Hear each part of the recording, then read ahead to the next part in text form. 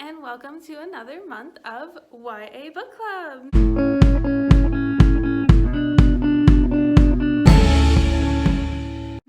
Yay! It's almost summertime, you guys, so let's all get excited. Hopefully warmer weather will come and stick around instead of this little cold snap we've been having.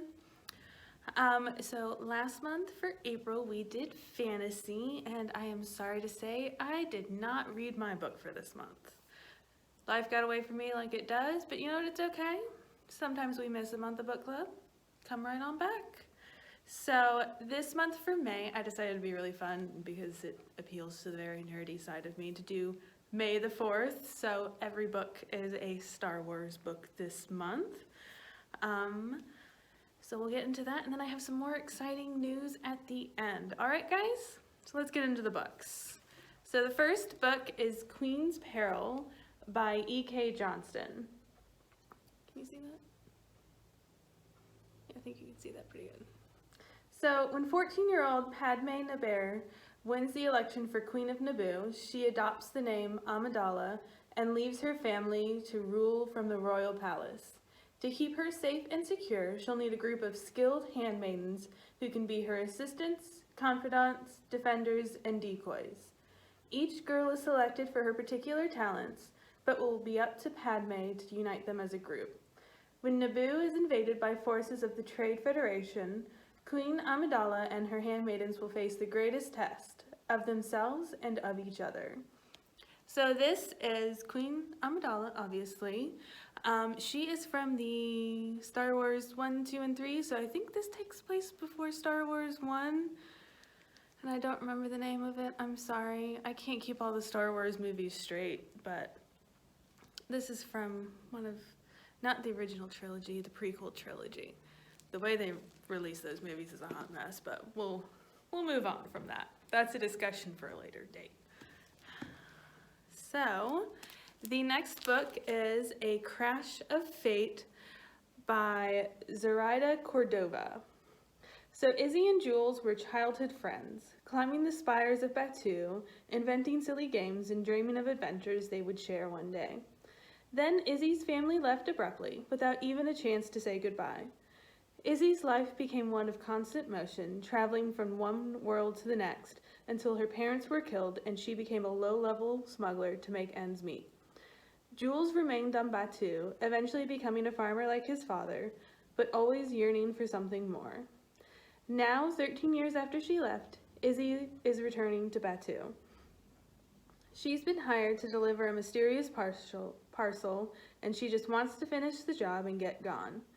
But upon arrival at Blackspire Outpost, she runs smack into the one person who still means something to her after all this time, Jules. The attraction between them is immediate, yet despite Jules seeming to be everything she's ever needed, Izzy hesitates. How can she drag this good-hearted man into the perilous life she's chosen? Jules has been trying to figure out his future, but now all he knows for certain is that he wants to be with Izzy. How can he convince her to take a chance on someone who's never left the safety of his home world? So it's a little cute. It's a little love story-ish. Maybe a little more than some of the others I've picked. But this is one of the Star Wars Galaxy's Edge books, so not any movies, but it's probably supposed to be a tie-in to the park. It sounds like an interesting story. I want to hear about the smugglers. Let's all be real. Han Solo was the most interesting character of the original trilogy. All right, again, discussions for another day. So we'll move on to the next one, called Into the Dark by Claudia Gray. So Jedi Padawan Reath Silas loves adventure. Reading about it, that is, not living it. Content to spend hours browsing the Jedi archives on Coruscant, Reath dreams of one day being one of the great scholars of the Jedi Order. But Reath's master, the well-respected and virtuous Jorah Mali, has other plans. She's taken a post at Starlight Beacon, the Republic's shining new outpost on the edge of known space. As her Padawan, Reath must join her whether he likes the idea or not. And he most definitely does not. So Reath reluctantly boards the ship that will take him and a few other Jedi to the dedication of Starlight Beacon, where Master Jorah waits for him to start their new adventurous life on the frontier. But trouble in hyperspace leaves the ship and other nearby vessels stranded, with only an eerie abandoned space station reachable for shelter. And the secrets hidden there will not only bring Wreath to a crossroads, but, if left unchecked, could plunge the entire galaxy into darkness. So this is, it says a Star Wars High Republic, so I think this is supposed to take place before any of the movies during like the golden age of the Jedi, so a little bit of a different feel, I'm sure. Sounds a little interesting. I understand Wreath. Books are better. All right, we will move to the next one. So this is Ahsoka by E.K. Johnson. So if you've been watching The Mandalorian, here's a book about everybody's favorite mysterious character. So Ahsoka Tano, once a loyal Jedi apprentice to Anakin Skywalker, planned to spend her life serving the Jedi Order. But after a heartbreaking betrayal, she turned her back on the Order to forge her own path, knowing Anakin and the other Jedi would still be there for her should she ever need them. Then the Emperor took over the galaxy, and the Jedi were ruthlessly murdered. Burdened with grief and guilt, Ahsoka is truly on her own, unsure she can be part of something larger ever again. She takes refuge on the remote farming moon Rada, where she befriends a young woman named Kaden and begins to carve out a life for herself. But Ahsoka cannot escape her past or the reach of the Empire. When Imperial forces occupy Rada, she must decide whether to become involved, even if it means exposing her Jedi past.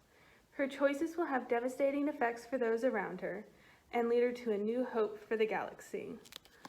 So this is fun. She was one of my favorite characters for the Clone Wars TV series, and I think it was an animated movie too.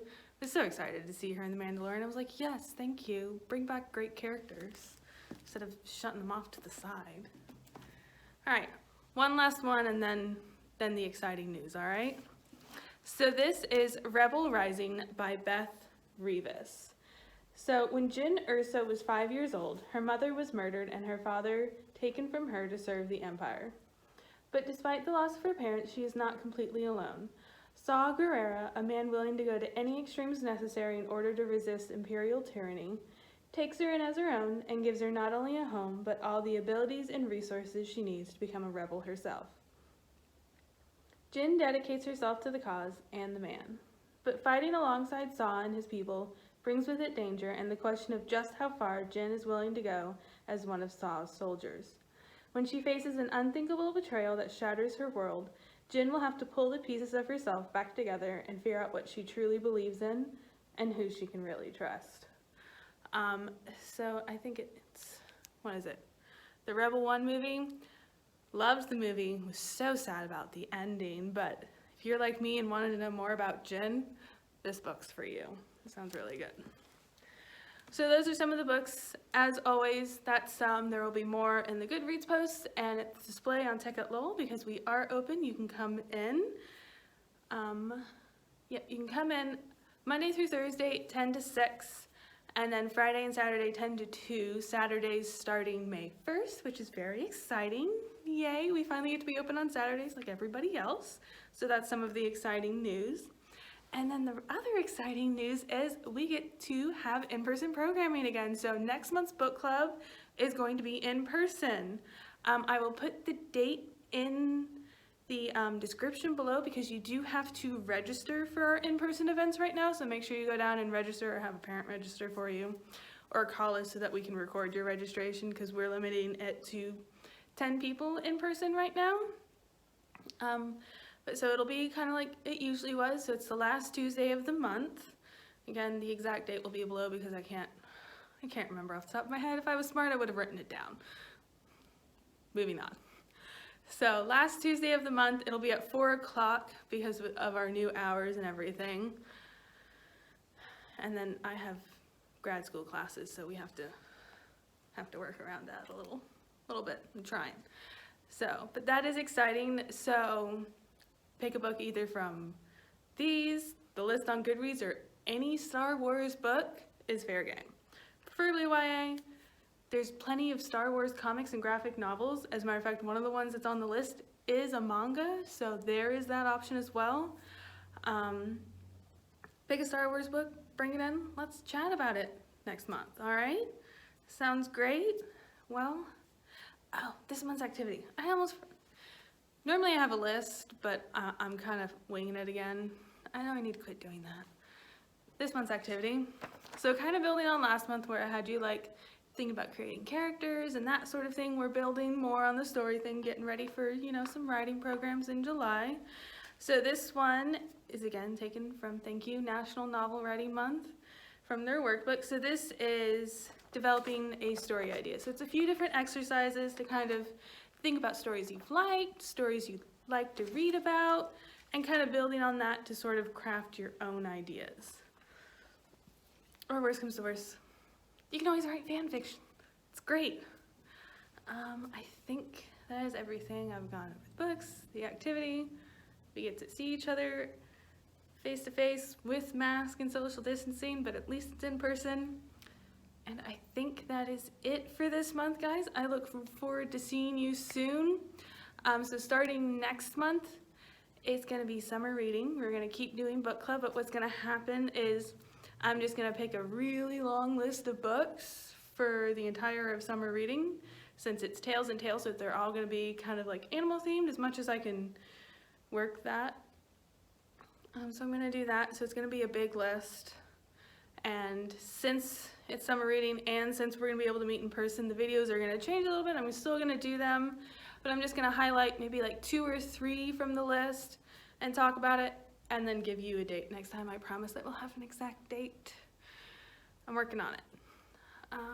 But that, I believe, is it for this time. So as always, guys, have fun and keep reading, and I'll see you real soon. Bye.